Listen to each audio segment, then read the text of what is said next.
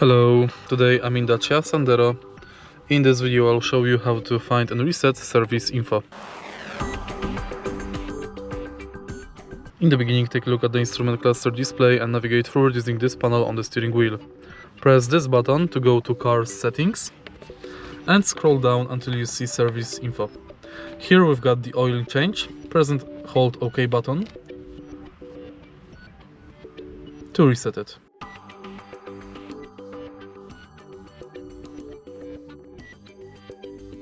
Now go lower and here is service due. Again press and hold OK button to reset it.